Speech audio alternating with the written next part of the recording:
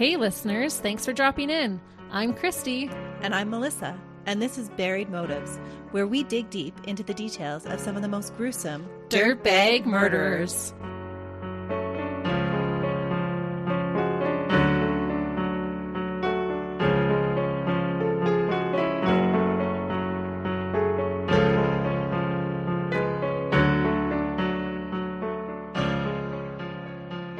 I'm so excited to hear this case that I just need to get right into it.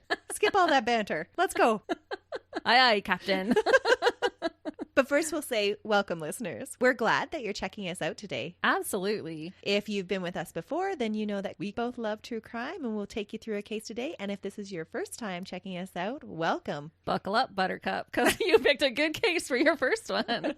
Today's case is actually kind of gruesome. That's your disclaimer then, that this is going to be a gruesome case? Yeah, I do actually put a warning in my notes Okay. right before we kind of get into the nitty gritty, but it's pretty intense. Okay. Not necessarily that it's so gruesome, but it is pretty horrific what these dirtbags do. I was listening to a podcast, True Crime All the Time, last night, and one of their listeners had sent in I guess they do like a telephone message. And anyway, they had asked them, okay, what have been your 3 hardest cases to cover? Ooh. And these 2 men, these burly men, listed off these cases and they're like, we cannot get them out of our head. And they said the same thing as us, is like, sometimes you're spending so much time researching these people that you are like right in their heads, and it can be a lot to take in. It can. Yeah, especially when you're in the gruesome details for weeks on end. Well, and today we're going to be talking about 2 of them. 2 dirtbags. Double feature. That's right. So it's double information in my brain with these ones. And you all know that I'm always super intrigued about couple killers, how the stars align and 2 dirtbags happen to meet one day and then decide to go on a torturous rampage the next. And that is exactly what happens in today's case. These ones are always so fascinating because how do you get those 2 minds to be thinking the same thing and agree to do the same stuff? Exactly. Yeah. It just is bewildering to me.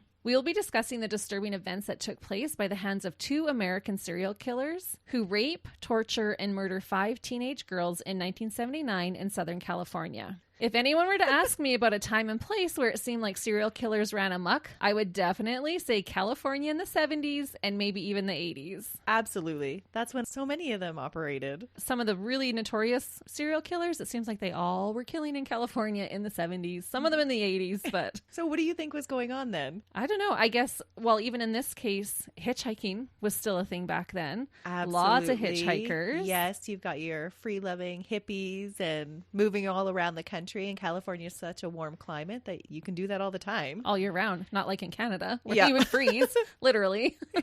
You only hitchhike for the 2 months of the year that we have some nice weather. And if they're breaking into houses, do they do that? Not these guys. No. But a lot in the 70s did. Yeah. I think people were just probably more generally trusting in the 70s. For sure. And there wasn't the technology that there is today for people to be worried about getting caught as easily either. No, there definitely wasn't the evidence or even the digital footprint. For sure. And I think too, if I remember correctly, in the 1990s, that's when the victimization of sex trade workers really picked up. And I think it was because there was less hitchhikers and home security systems were really taking off in the 90s. And so your whole vulnerable population changed. It's unfortunate, but yeah, it does make sense. So California actually still remains the hottest bed for serial killers, but Florida and Texas run a close second and third. However, Alaska actually wins for murders per capita, even though they have a significantly lower count. Oh, that is actually not surprising to me. Alaska, we've talked about before, is just that prime location for somebody to go missing and nobody follows up with them. Yeah, it's a little scary. California in the 70s and 80s unfortunately brought us the Night Stalker, the Golden State Killer, the Hillside Stranglers, and the Scorecard Killer. But have you heard about the Toolbox Killers? No. Well, that's who we're going to talk about today. They're the dirtiest of bags, Lawrence Bittaker and Roy Norris. They are given the nickname Toolbox Killers because the tools they use to torture and kill their victims are items that could be found in an everyday toolbox. Oh, that's a little disturbing. It really Especially is. when your husband's a contractor. I know.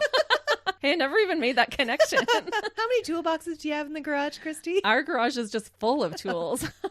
They're not tools anymore. Now they're torture weapons. That's right. I won't be looking at them in the same way. I will first tell you a little bit of history about each of them, and then we will get into their crimes that they commit together. Lawrence Sigmund Bittaker, later proudly nicknamed Pliers, and you'll find out why. Pliers? Oh, I can already imagine the stuff that you can do with pliers. Yeah. I know. These guys are bad. He was born on September 27th, 1940 in Pittsburgh, Pennsylvania. His birth parents never wanted to have children, so he was placed in an orphanage by his birth mom. Lawrence was adopted as an infant by Mr. and Mrs. George Bittaker. His father, George, worked in the aviation industry, which caused them to have to move around the United States quite a bit during his childhood. So no stability. No. They went from Pennsylvania to Florida to Ohio, and eventually they settled in California. Lawrence started to get into trouble at a young age. He would go on to create quite a long rap sheet for himself. He began shoplifting at age 12 and was arrested multiple times over the next 4 years for repeated offenses. Lawrence later explained that he started stealing to compensate for the lack of love that he received from his parents. That was his own assessment. That was, yeah. Okay. He was trying to fill that void, and so stealing helped to fill that for him. It's an interesting take. But a believable one. Yeah, totally believable. But we rarely come across somebody that's psychoanalyzing themselves. Well, for sure. But he was actually said to have super intelligence. Oh, okay. Mm-hmm. Yeah, which is actually just what we're about to lead into. Okay. But I thought it does make sense to compensate because sometimes, like, if we're lonely, we eat or, you know, we do different things. They're just to defense fill those mechanisms. Yeah, absolutely. Yeah. So because of his super intelligence, school became tedious to him. So at age 17, in 1957, Lawrence dropped out of high school. His IQ, though, was 138. That is amazing. It is. It's actually considered to be on the gifted level. And so that's why he was feeling so bored in school. Yeah. Is they weren't challenging him. Yeah. Which also makes me feel like at that young age, he could recognize why he was doing that. Yeah, he was introspective. Mm-hmm. Einstein's IQ was guessed to be around 160. Ooh, wow. So a score of 135 or above puts a person in the 99th percentile of a population. Wow. So that was Lawrence Bittaker then, because he was at 138. I know we've talked about this before, but it's so sad when we have these super smart people that could have done so many other things. Yeah. After we finished the Shelley Notek case, I was thinking, man, imagine if she was in sales. Oh, that would have been incredible. Right? She could have sold you the jacket you were wearing, I'm sure, because she was such a manipulator. Yeah. Also at age 17, Lawrence started to get into some more serious trouble. Well, if you're bored all the time, yeah, for sure, you're going to find something to entertain yourself. He was incarcerated for 2 years in the California Youth Authority after stealing a car, causing a hit and run, and then evading arrest. Oh, no. The same year he was released, he was sentenced to a federal reformatory in Oklahoma for interstate motor vehicle theft. However, he only did 6 months of his 18-month sentence. In December 1960, he was arrested in LA for robbery, and by May of 1961, he was sentenced to a 1 to 15 year in a state prison. What? Yeah. That's a big range. 1 to 15 years. I guess it was because he's younger and we'll let you out when we feel like you're ready to be let out type of a thing. And who is judging that? I don't know. There's so many other things to look into with him. I didn't really look into that one robbery case. While in prison, he was diagnosed as borderline psychotic and basically paranoid. He was said to be manipulative and had a great deal of pent-up hostility, and it was noted that he had poor control of impulse behavior. Oh, wow. So does that mean that if he was psychotic, then was he having like hallucinations and delusions? It didn't say that, but it did say that he was paranoid. Yeah. Right? So that could have tied in together. Led into it. Having a psychosis or being psychotic is different than being a psychopath. Yeah. He was released in 1963 just to be arrested 2 months later for a parole violation and suspected robbery and was jailed again in 1964. This cycle of getting arrested, sentenced to prison, released on parole, and then rearrested would repeat another 3 times over the next 7 years. He definitely was one of those who fell through the cracks of the justice system, and maybe his disturbing crimes to come could have been avoided if he hadn't been released over and over again. Because he kept getting arrested while on parole, and then they would give him parole again. Which is so crazy. What is the whole point of parole and probation? You should go back in jail. Yeah, and have to serve your full sentence. That's right. Yeah. So Lawrence received further testing during his multiple imprisonments and was again diagnosed with borderline psychosis. However, one doctor diagnosed him as a classic sociopath and said that he had faked his psychotic behavior. And because he's so smart, maybe he had. This change in diagnosis may have made him seem less threatening. Oh. Because sociopaths can have a conscience. That's but right. psychopaths do not. Absolutely. Mm-hmm. So a psychopath knows how to pretend to care, but they actually don't have those genuine emotions, where a sociopath might have some of those genuine emotions. Right. And just not be able to manage them very well. Exactly. Yeah. Lawrence had bragged to other inmates about how stealing cars made him feel important and how he was misunderstood, mistreated, and falsely accused throughout his life. Oh, that sounds like somebody else we just covered. Mm-hmm. Basil Barutsky. That's why he killed all those women, was because of the social injustices that they had committed towards him. Right. And he needed to teach the courts a lesson. Well, this one isn't about teaching the courts a lesson, but definitely. In 1974, his crime escalated from robbery to attempted murder. He had tried to steal a steak from a grocery store by stuffing it down his pants. What? Yeah. And I gotta bite my tongue on this one. There are so many jokes that I could make right now. I wonder if he'll do hard time for that. Yeah. Anyways, after doing this, a young employee chased him down into the store parking lot. Lawrence stabbed him in the chest, just missing his heart. Oh. Yeah, so this young kid runs after him. He's like, "Excuse me, sir, I think you forgot to pay for that." And he stabs As it's him. down your pants. Yeah, that's what it was reported that he said. And so, yeah, he stabs him in the chest. That's a quick turn to violence. Yeah. What did he stab him with? Was he carrying a knife with him? He must have been. Right, Yeah. beside his steak knife.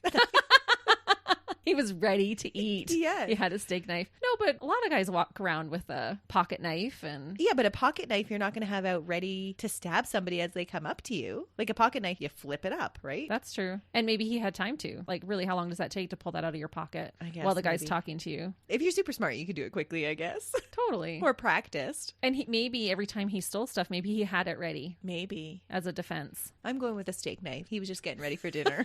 He had a fork in the other pocket. That's right. We can laugh because the guy survived. It's okay. So Lawrence tried to flee, but two other employees restrained him and called the police. The man luckily survived. Lawrence was sent to the California Men's Colony at San Luis Obispo for the next 4 years under the charge of assault with a deadly weapon. This is where he would meet his future partner in crime, Roy Norris. Oh, those jail friends are not good friends to make. I know. Because that was where Crawford made his best friend, too, that helped him carry out his crimes. Yeah, it's a bad place to meet. Opportune place for them, but bad place for the rest of us. So before we talk about them meeting, let's first talk a bit about Roy, and then we can pick things back up when Roy and Lawrence meet in prison. Okay, so rewind. Okay, that's what we've resorted to here on Varied Motives. Cheap sound effects and Pepsi. Okay. Roy Lewis Norris was born on February 5th, 1948 in Greeley, Colorado. His parents were not married when he was conceived, so they had to get married to avoid the social stigma at the time. Oh, I could see that. Oh yeah, it would have been super scandalous. Mm-hmm. Roy's grandfather had made some type of real estate investment, so his extended family lived close to one another. Roy's father made his living by working in a scrapyard, and his mother, unfortunately, was a drug-addicted housewife. Oh, no. Opium, right? I don't know. In the 40s and 50s? It didn't say what. There was very little, actually, about his parents. So subsequently, Roy was periodically and repeatedly placed in foster care. He remembers being wrongfully accused of things while living with his family, and then being neglected and denied sufficient clothing and food while living in foster care. Roy also claimed that he was sexually abused in one particular foster home, which he stated later would cause him to have a prejudice towards their race. At age 16, during one of the times that he was living at home, Roy visited a female relative who was in her early 20s at the time. He started to talk to her in a sexually aggressive manner. So he's a creepy dirtbag. Mm. She rightfully threw him out of the house and called his father to tell on him. This is her relative who's coming on to her super strong. So yeah, good for her. Get him out of there and call dad. Roy's father threatened to dole out a beating on Roy, so Roy stole his dad's car and fled to the Rocky Mountains. While there, Roy attempted to commit suicide by injecting air into an artery in his arm. Oh. And I thought that was always fatal, is it not? No, you need a lot. Oh, that do is you? this common misconception. Oh, okay. People get freaked out all the time when they see air bubbles in their IV lines, but you'd actually need like a whole IV line. It's like at least 50 milliliters of air that you need to be a significant risk. It's actually a lot harder to do than what you actually think. Well, thanks for clearing that up for me and our listeners, because I didn't know how much air you'd need in there, and obviously Roy didn't either. He didn't have the same IQ as Lawrence. He survived, and he was later apprehended as a runaway and returned to his parents. Shortly after this, Roy's parents sat him and his sister down and told them that they never really wanted kids and that they would be getting a divorce. Well, that's what happens when you force people to get married when they didn't actually love each other. That can happen. Not always. I guess. Yeah. Yeah, there's lots of arranged marriages that turn out beautifully. Mm-hmm. A year later, when he was 17, Roy also dropped out of high school.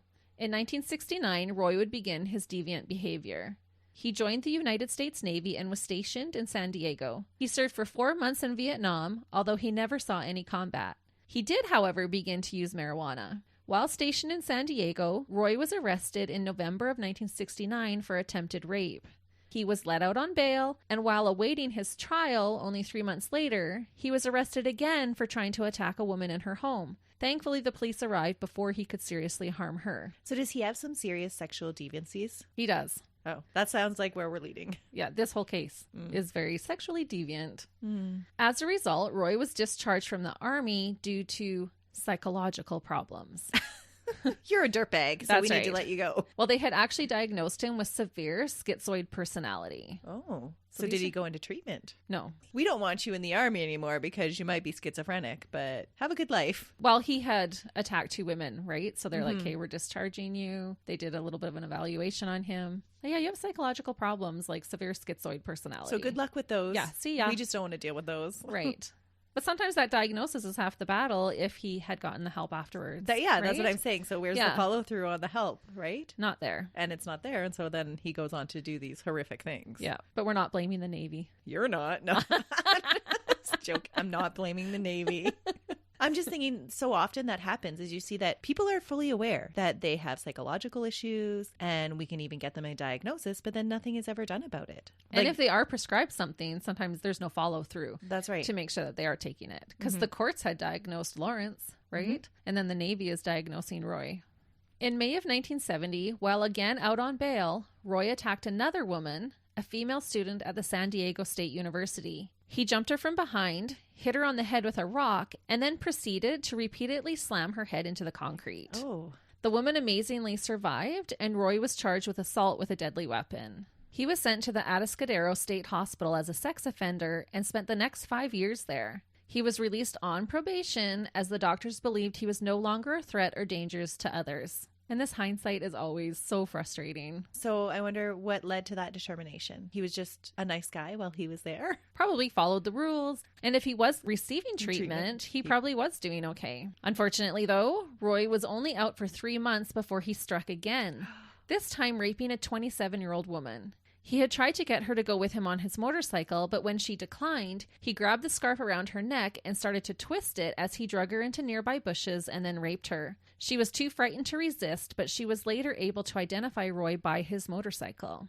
He was convicted of forcible rape and sent to the California men's colony at San Luis Obispo, the same facility that was housing Lawrence Bittaker. And what was his sentence that time? Because he committed pretty much the same crime within 3 months of being released after 5 years of rehabilitation. So you'd think that they would give him a way longer sentence this time. No, not really. Ugh. These guys, both of them, spend so much time in jail, then they go out on parole, then they go back into jail, they get out on parole. And both of them, while in the California men's colony, they get out on parole. So I don't know if it was just easier back then to get out on parole. I'm not sure. But I did want to note here that I noticed that they had some significant parallels in their lives. Both dropped out of school at the age of 17. Both felt that they had been repeatedly falsely accused of things. They had each been in and out of jail and had multiple arrests, and I just covered a few of them. They were both diagnosed with mental health concerns, and both ultimately felt unwanted by their parents. All these things in common may have helped to bond them. Which is interesting because those are the things that we were talking about earlier, those traits of serial killers. Mm-hmm. So the pair met in prison in 1977, a year after Roy arrived. Lawrence thought that Roy was a savvy guy who associated with hardened criminals and dealt with contraband drugs. They started to talk, and Roy began teaching Lawrence how to make jewelry. Oh, which is so random. I was thinking arts and crafts prison style? These totally hardened happens. criminals making jewelry in prison? It was just a funny visual for me. It totally is. Yeah, because they have to keep them busy. Yeah. And so they do. They do arts and crafts. crafts. That's interesting. Yeah. By 1978, the pair were inseparable, claiming they were soulmates.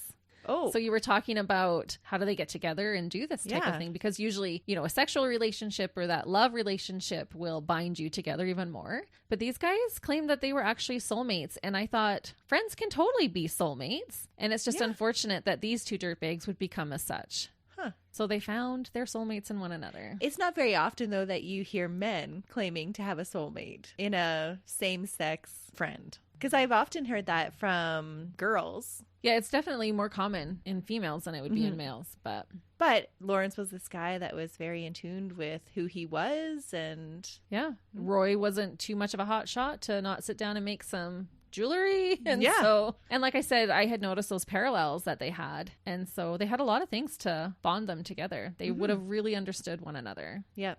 Roy said that Lawrence saved his life twice while in prison and that this bound him to him. It was like a prisoner's code. It didn't take long for the pair to realize that they both had an interest in sexual violence and misogynistic views. Which is so crazy because, like, you and I have a mutual like of true crime or locked rooms, but their mutual interest is rape. Yeah, crazy. What a thing to bond over. Roy told Lawrence that he would get stimulated from seeing frightened young women, and that is why he had such a lengthy sexual assault record. He liked that fear. Lawrence hadn't committed a sexual assault yet, but said that if he did, he would murder her so that she couldn't identify him. Oh, there's the brains of the operation. Yep. Roy and Lawrence made plans to connect once they were both released to rape and murder teenage girls. What? Their goal was to victimize one girl of every teenage year from ages 13 to 19. Dirtbags. Awful. Isn't that terrible? That was their goal. This is why inmates should not be allowed to have friendships in jail. That's right. You play canasta and keep your mouth quiet. Yeah. You're not allowed to talk. Could you imagine the two of them just over in like the jail yard? Yeah. Sitting at a picnic table, just doing their jewelry together, planning like, oh, will you like to hold them this way? Will you rape them? Well, that's good. I thought about this way. Yeah. And then we'll kill her after. Yeah. That is bizarre. Isn't it so bizarre? It's like you and I planning a weekend getaway. Like when we get out, this is what we'll do. But yeah, ladies and gentlemen, make better goals. Lawrence was released first on November 15th, 1978, and began preparing for their sadistic plan. He got a job and purchased a creepy murder van. The kidnapper van? Exactly. The white one with no windows? It's silver. Oh. So it looks white. Yep. It was a 1977 GMC cargo van that he named Murder Mac. Oh. And all girls were all leery of these types of vans. Well, no, not in this time period. We're leery of them now because of this time period. Exactly. It had a large sliding door on the passenger side, which meant they could get close to their victims and grab them easily if they wanted to. So this was totally thought out. It was, yeah. He picked out this van because it would make kidnapping easier. Crazy. 2 months after Lawrence's release, Roy was released on January 15th, 1979. Roy moved in with his mother and also found employment. In February of 1979, Lawrence wrote a letter to Roy to arrange a meeting for them at a cheap hotel in downtown Los Angeles. It sounds like he's the brains behind the operation. Because he's the one initiating, like, hey, we're going to get together. This is what we're going to do. I'm going to buy this van. And the other guy's just along for the ride. Oh, I feel like he's an equal participant. Oh, okay. But Lawrence does actually take things a little bit further, which is surprising because he doesn't start off as a sexual deviant. And he's ruthless in their escapades. Roy met up with Lawrence and they both agreed that their plan was still a go. From February to June of that year, the pair searched for a place to kill the women that they planned to kidnap. Children. Yeah, children. Young girls. Yeah. Teenagers. They decided on a place deep in the San Gabriel Mountains on a fire road. Lawrence broke off the lock to the road and replaced it with one of his own. During this time, they picked up over 20 female hitchhikers, not to assault them, but as practice to see what ruses would lure the girls into their van voluntarily. This is so bizarre. Yeah, so cunning and so calculated. Yeah. And patient, right? We're going to take our time. We're going to practice this. So we get it right. So the police don't catch us. I think they would have gone on a lot longer if they didn't deviate from their plans with their last victim, which we see sometimes in serial killers. Yeah. Thankfully they do, and that's what gets them caught. The pair decided that they were ready to execute their plan. I will take you through what happens with each girl, and like we kind of warned at the beginning, it is pretty disturbing, but I thought it was important to tell each of their stories. So they don't have a similar MO for each one? They do, but it varies. Oh, okay. Yeah, some things are very similar and ritualistic, and other things are not. So they adapt it to each girl. Yeah, and wanted to try new things. Oh. And I feel like they got worse and worse as well as they went on. Things would escalate. On June 24th, 1979, Lawrence Bittaker and Roy Norris found their first victim, 16-year-old Lucinda Lynn Schaefer. Before heading out that day, the pair prepared the van for action. They finished the construction of the bed that they had installed in the back. They placed tools underneath the bed, along with clothing and a cooler full of beer and pop. So they made it so that their tools were handy while they had her in bed? Yeah, so they could reach under the bed. The tools are all there. They've got a cooler if they get thirsty. So they are very, very calculated. They're thinking of all the details. Around 7:46 p.m., Roy noticed Lucinda walking down a side street and said to Lawrence, "There's a cute little blonde." She was walking home from a meeting that she had attended at a Presbyterian church in Redondo Beach.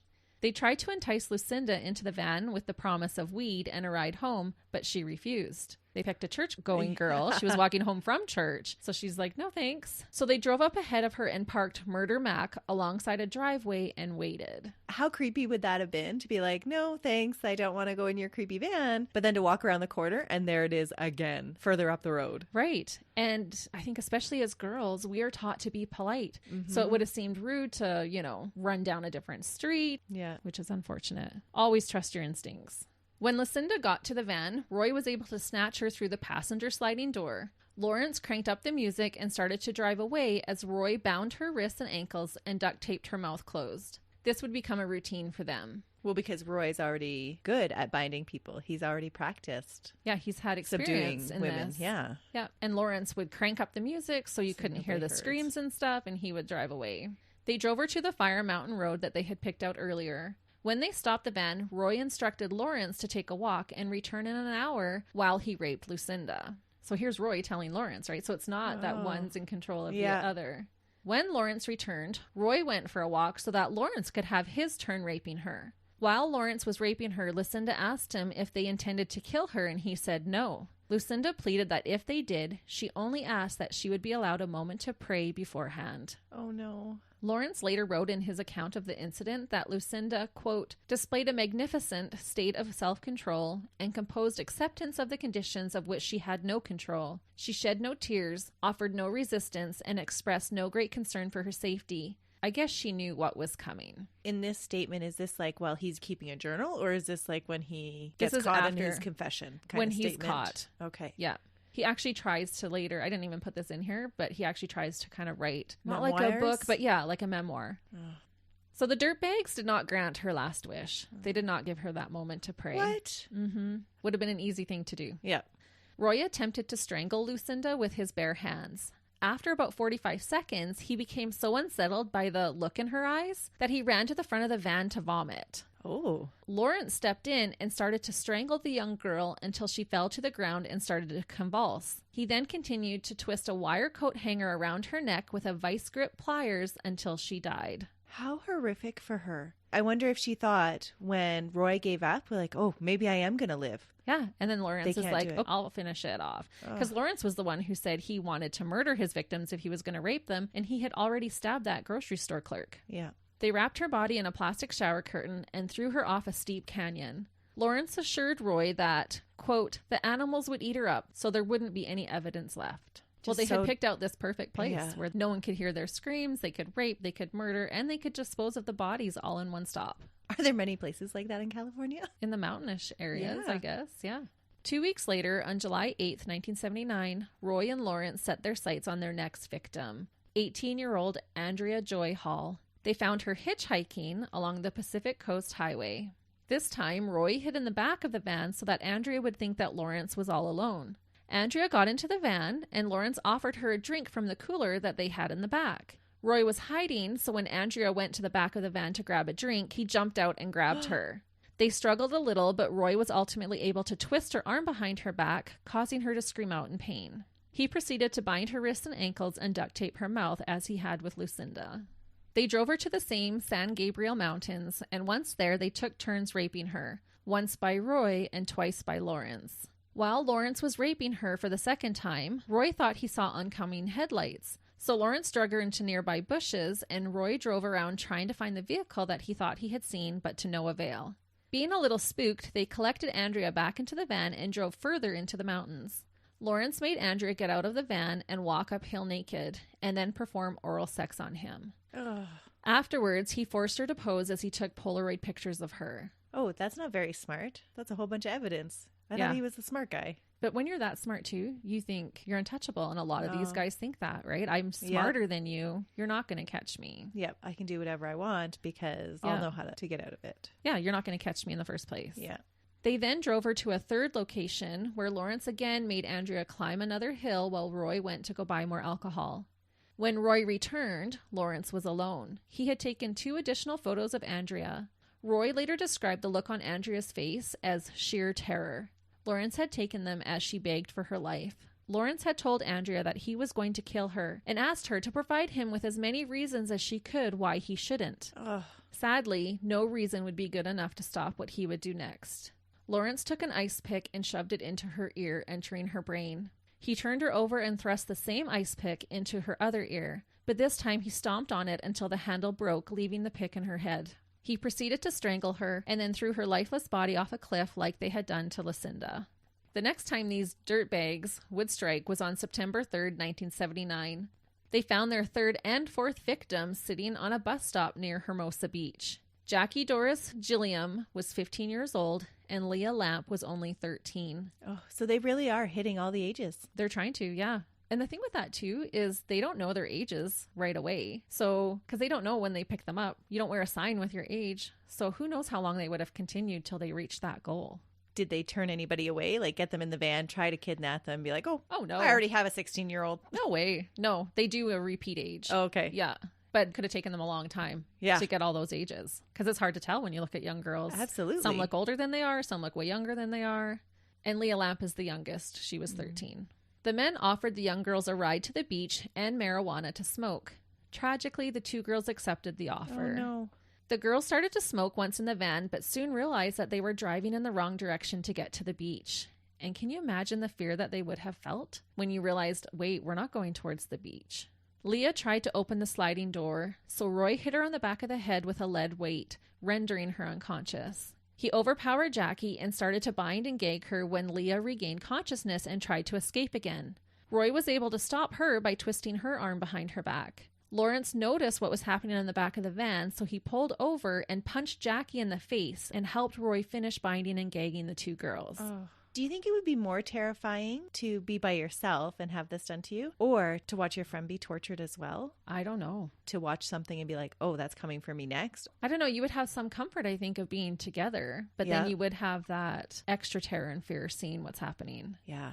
I don't know. Because at least with somebody else, you're increasing your chance of escaping or getting away, or... Not that I would want somebody that I care about to be with me in that. No, and that's what I'm thinking is like, I don't think that I would want somebody else to be with me. Well, and then I think of my daughters. Absolutely, I'd rather be alone. Yeah. Right? That would make me 100 times more fearful if I was with my daughters. Yes. I think I would choose to be alone. Well, you're a brave one. It's unfortunate that people do go through this fear. Yeah. And we don't really talk about that a lot, like how this would have felt for them. No. So they drove the girls to the same mountains and held them captive there for almost 2 days, where these girls would experience true hell on earth. Ugh.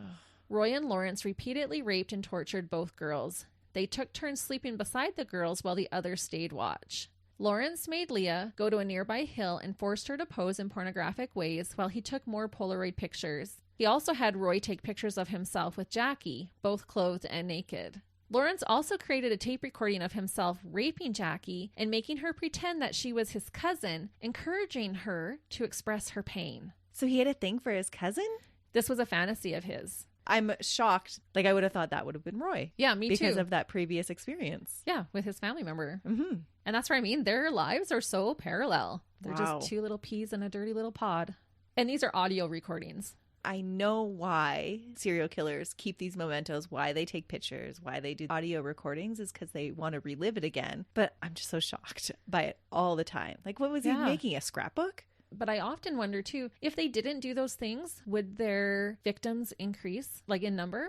Oh, because they'd have to commit more crimes because they weren't able to relive it to kind of dissuade those urges in between. Yeah.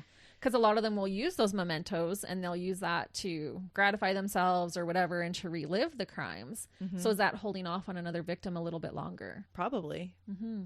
Lawrence would stab her breasts with an ice pick and mutilate part of one nipple with his pliers. Oh. Mm-hmm.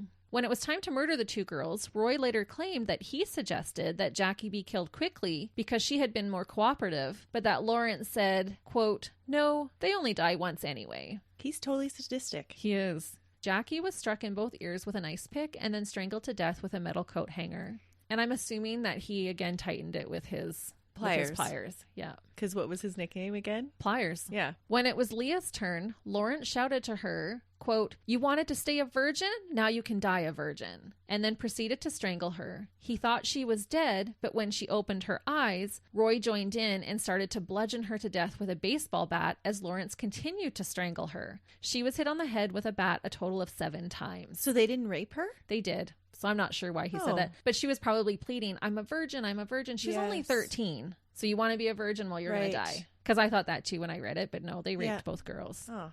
Their lifeless bodies were again ruthlessly discarded over an embankment. 16-year-old Shirley Lynette Ledford would be the killer couple's final victim. They abducted her as she stood outside of a gas station on Halloween night, 1979. Shirley was trying to hitchhike home from a Halloween party in the Sunland Tahonga suburb of the San Fernando Valley. Investigators believe that Shirley accepted the ride offer because she may have recognized Lawrence. From where? He often frequented the restaurant where Shirley waitressed part-time at. Oh. And I did hear some accounts that he had asked her out and she had turned him down, which rightfully so. He's a grown man and she's a teenage girl. Yeah. She was probably even more willing to go with him then if she had seen him around. He frequented this restaurant and she had waitressed there and probably had served him many times.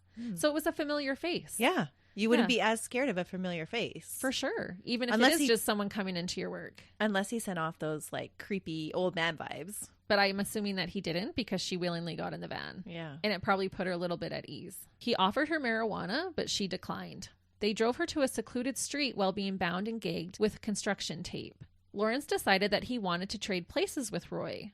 So they were starting to drift a little bit from their MO in this case. They didn't drive her out to the mountains. They're staying in a residential area. And now Lawrence is like, you drive. So they're switching things up. So Lawrence is escalating a lot faster than Roy is, it sounds like. Absolutely. Yeah. And he knows this, Shirley, right? So he's probably like, oh no, I want this one. And I want wanted first dibs. her before. Yeah. Right? Yeah. So Lawrence got into the back of the van with Shirley while Roy drove around aimlessly for over an hour. Lawrence removed the construction tape from Shirley's mouth and legs and began to torment her while recording the entire event's audio. He would slap and punch her and then mock her reactions. He screamed at her to, quote, say something. When she screamed, he instructed her to scream louder. Lawrence would hit her and then say, what's the matter? Don't you like to scream? On the recording, you can hear Shirley pleading with Lawrence saying, no, don't touch me.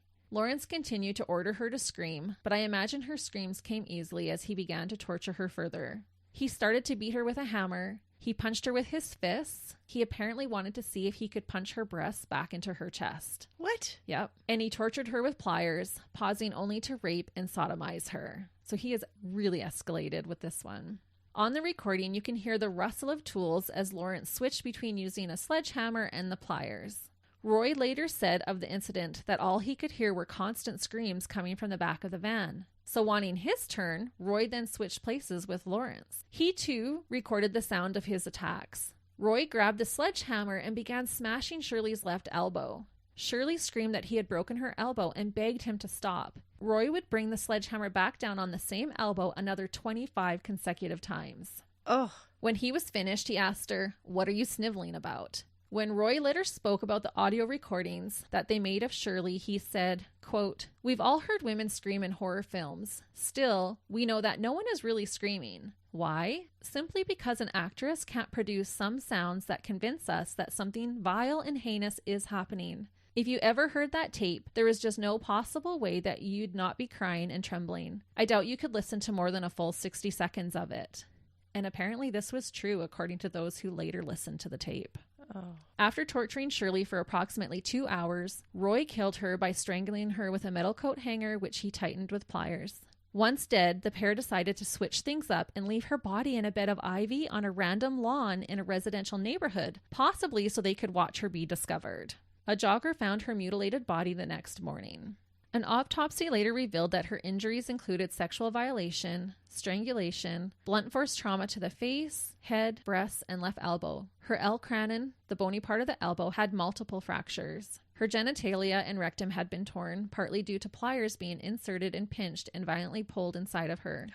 Oh, I know. That is awful. When I read that made me squirm. Have you ever had your pap test done and they twist? Oh, and yeah. They catch? Yes. That is awful. It is. Pliers pulling on your finger would hurt. Oh. Yeah, I can't even imagine. Nope, that is brutal. Her left hand had a puncture wound and a finger on her right hand had been smashed. So I'm assuming those were defensive wounds. On the tape recording near the end, Shirley was screaming for them to just kill her. Finding her body would cause quite the stir as the hillside strangler, Angelo Buono, had just been arrested only a few days prior. Oh, I can totally see how that would happen because people would assume that it followed his MO. Right, and people would have had a sense of security and a little bit of, okay, we're okay now. They caught one strangler at the time. Yeah. There's actually two, but they arrested this man who's the hillside strangler. We're all a little bit safer. And then just a few days later to find this woman's body, this girl's body. Who's been strangled. Yeah, so it definitely caused quite the stir. And I think that's kind of what they wanted. They veered from their MO. They didn't throw her off a cliff. They didn't take her to the mountains. They stayed in the residential area and left her on someone's lawn. So they wanted her to be found and they wanted to be able to see the chaos that it would cause. Because they just wanted to produce fear in the community? I guess so. Well, they got off on the fear and the other girls' bodies hadn't been found. So nobody even knew what they were doing. Mm-hmm. And that's where I mean, if they hadn't veered, who knows how long they could have done this. In November of 1979, Roy would make a mistake that would ultimately get them arrested. While talking with a friend, Joseph Jackson, a guy who he had served time with at the California Men's Colony, Roy would spill the beans about what he and Lawrence had done. And I wonder if he was trying to brag. It's so bizarre to me. They spent so much time planning, picking out the van, picking out the spot that nobody would ever know what they were doing. And here they are dumping bodies in a populated area. Yeah. And telling people about it now. Roy does. Yeah. Lawrence doesn't, but Lawrence is smarter. Maybe they're comparing crimes and he's like, well, I can one-up you on that. And you wouldn't be expecting somebody that you've done time with to rat you out either, right? No. So he probably thought he had a confidant. Right. You're bonded that way, right? We served in the same prison together. And he would have known Lawrence probably as well because it's the same prison that Roy and Lawrence met at. Oh. He told him about what they had done to the 5 girls with specific details about what they had done to Shirley since her body was the only one that had been found at the time. I bet you he told them specific details because the other guy didn't believe him. Because if people at this time are thinking that that body was from the hillside strangler, he would have to prove it to the guy. And this is what her body looked like, and these details haven't been released. And yeah. Roy also told Joseph that they had abducted or attempted to abduct 3 other young girls who had escaped, one of which they were able to rape first. After hearing what Roy and Lawrence had done, Joseph decided to consult his attorney, who advised him to go to the police. And thankfully, Joseph agreed and he went to the LAPD, the Los Angeles Police Department. That would be a huge step for a previous convict to go and trust the police. Yeah, and I don't know what he was doing time for, but I'm glad that he had enough sense to say, this is not cool. Like, this is not okay.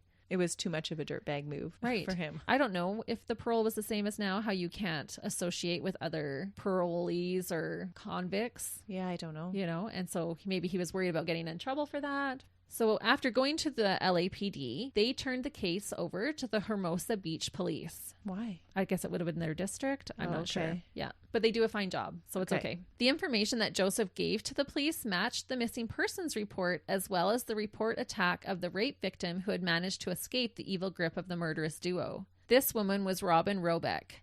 Roy and Lawrence had sprayed her in the face with mace, drug her into the van, and raped her before she was able to escape. When police went to speak with Robin, she was immediately able to pick Roy and Lawrence out of mugshots shown to her by the investigators, but was later unable to pick them out of a lineup, so they wouldn't be charged with her rape, unfortunately. Police had witnessed Roy dealing in marijuana, and Lawrence was found with it in his possession at the time of his arrest, so both were able to be held on charges of parole violation.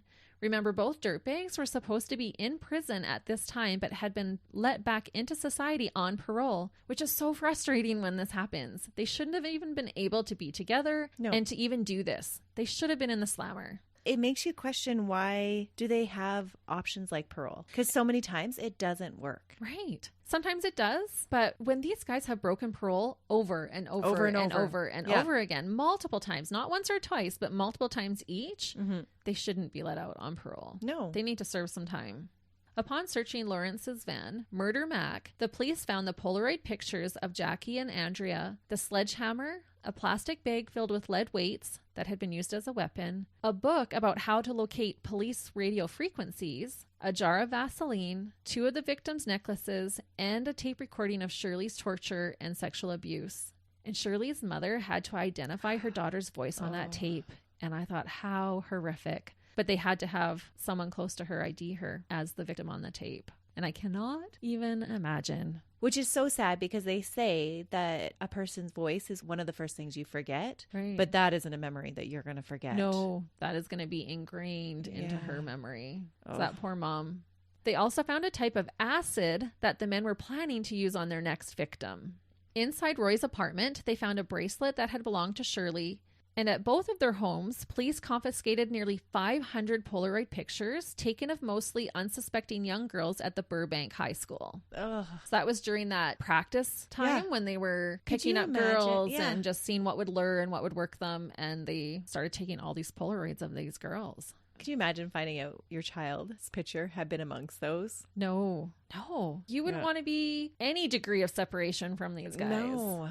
One of the pictures found suggested that the pair may have had a 6th murder victim, but police were never able to identify the girl. And of course, no body was found.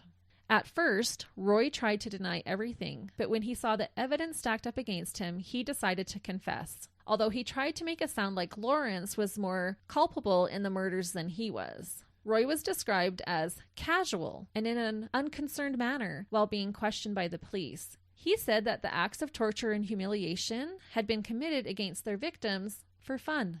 Oh, find a better pastime. Yeah. Roy surprisingly agreed to take investigators to the San Gabriel Mountains to search for the 4 missing bodies. On February 9th, 1980, the skeletonized bodies of Leah and Jackie were found. The ice pick was still lodged in Jackie's skull. Unfortunately, the bodies of Lucinda and Andrea were never found. Roy and Lawrence were charged with the 5 murders of the 5 girls. Lawrence was denied bail, but Roy's was set at $10,000. And I was like, what? But I guess because he had confessed. Oh.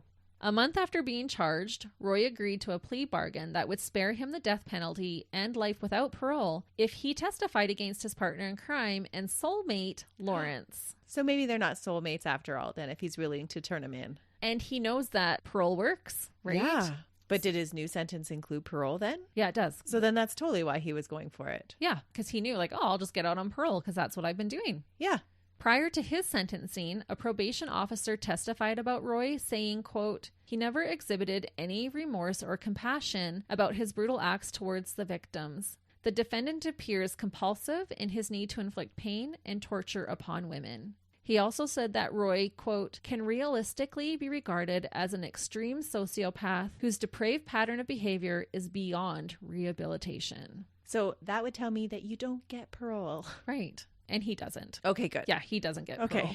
On May 7th, 1980, Roy Norris was sentenced to 45 years to life imprisonment with eligibility for parole in 2010, which was denied. That doesn't make any sense to me then, because the judge said that he was beyond rehabilitation, and yet they still gave him the opportunity for parole. That was part of his plea to turn on Lawrence. But I'm wondering if they were in the back of their minds thinking, but yeah, good luck, buddy. No one's going to ever give you parole. Maybe that's why they made such a strong statement against his rehabilitation then. Right. So he was denied the parole in 2010, and then he applied for parole again just in 2019, so not that long ago, and he was denied that parole as well. Good. He doesn't deserve parole. The following year, Roy died in prison at the age of 72 on February 24th, 2020, so just fairly recently, at the California Medical Facility in Vacaville, California. Lawrence, on April 24th, 1980, was arraigned on 29 charges of kidnapping, rape, sodomy, and murder, in addition to a plethora of other charges. Maybe he shouldn't have kept so much photo evidence. Right. Lawrence denied everything, despite the evidence against him. Lawrence's trial would be the first time that California broadcasters and photographers were allowed to record a felony trial without the defendant's permission. Oh, interesting. Mm-hmm. I always like those firsts, Yeah. you know, when we get to find out about those. His trial started on January 19th of 1981. Roy was the star witness against him. However, even more damning than Roy's testimony was the audio recording of Shirley's abuse. Yeah, because you don't keep that evidence. The court played a 17-minute segment. Oh. And how horrible that would have been for everyone involved. Everyone except for Lawrence, who reportedly had been playing the tape over and over in his van for days prior to his arrest, saying it was, quote, real funny. What a dirtbag. Yeah, what a piece of crap this guy is, honestly. Well, and I thought Roy was like, nobody could listen to it for more than 60 seconds. Yeah, that's what Roy said. But Lawrence was able to. He was listening to it on repeat. And I don't know if Roy had a hard time listening to it. He just said that anybody would have a hard time listening to it. Okay. Right? Because remember, he got off on the fear and the screams. Those poor people in that courtroom. Yeah. There's usually family members there. And I don't know if they had excused them during that time. Probably. Maybe. Hopefully. Yeah, but it was reported that many of the people in the courtroom, including the prosecutor himself, openly wept. And some even had to exit the room while the audio was played. It was said that hearing that tape would change you forever. Lawrence testified on his own behalf and made the most dirtbag claims of his innocence. The prosecutor stated that he wished Lawrence would have to endure the pain and suffering that he caused to his victims and referred to this case as, quote, one of the most shocking, brutal cases in the history of American crime. And I think I said this a few episodes ago that should be your punishment. Whatever you do, like in a murder case, that's how you should be put to death. I think it would deter a lot of people. A forensic psychiatrist said that Roy and Lawrence, quote, lacked the internal prohibitions or conscience that keep most of us from giving full expression to our most primitive and sometimes violent impulses. Lawrence Bittaker was found guilty of the charges against him and was sentenced to death.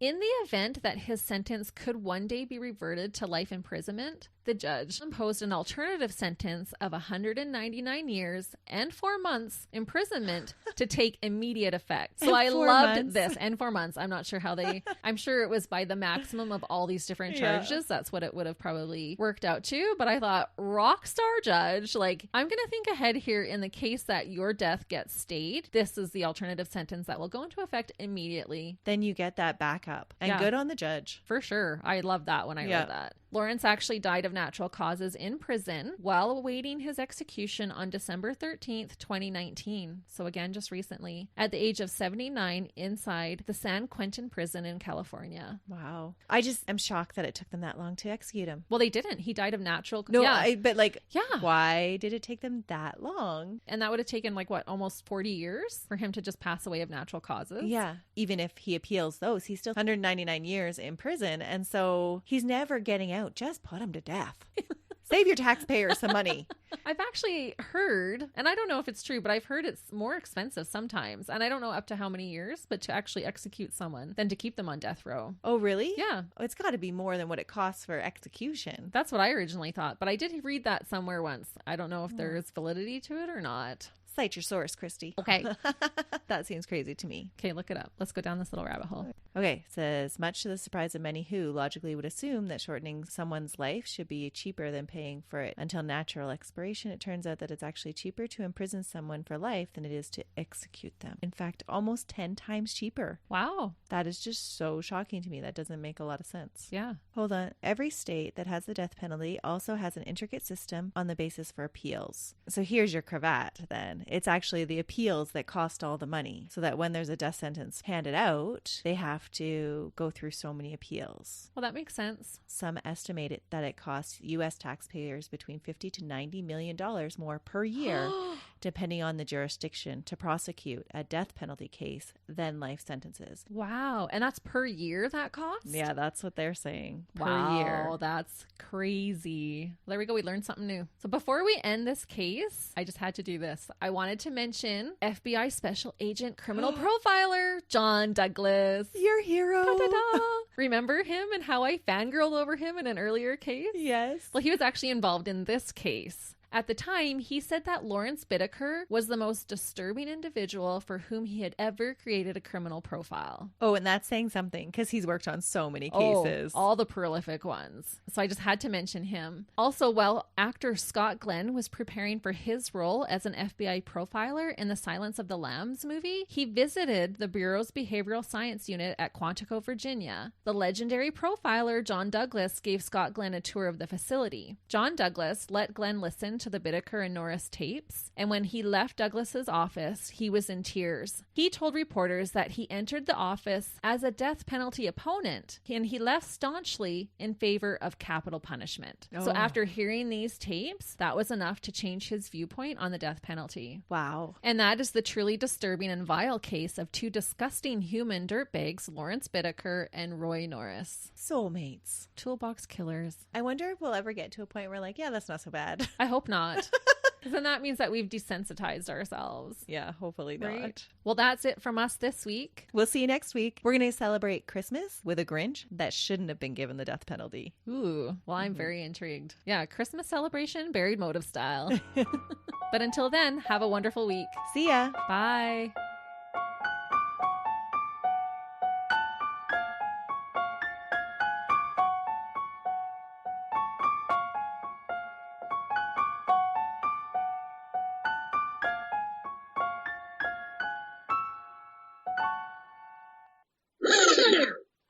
Oh, there's your Warner. Your Warner. That's going in the blooper reel. Yeah, that's funny. I'm an idiot. I'm having Pepsi for breakfast because it was a late night. Pepsi in the morning. His IQ, though, was 130H. Oh my goodness. 30H. 30H. What's our IQ, Christy? 7. I thought I could do it, but no. Is that a steak in your pocket? Yeah. Take another drink of Pepsi. Because that'll help. Oh man, my brain might explode today. It doesn't say that. Pear prepared. Say that 10 times fast. Redondo Beach. I like that word. Redondo. Redondo. Side story. Oh crap. She just batted her mic away. I punched it. I'm getting so angry about this case. Punching things. Wreck it, Ralph. Wreck it, Christy. Crush it, Christy. Crush it, Christy. Yeah, I like that. That could be my gang name. Yeah. The next time these dirt bikes. You little brat, because you're younger than me. I hope not, because that means then we've decentralized. Decentralized. A bomb chicka wow wow.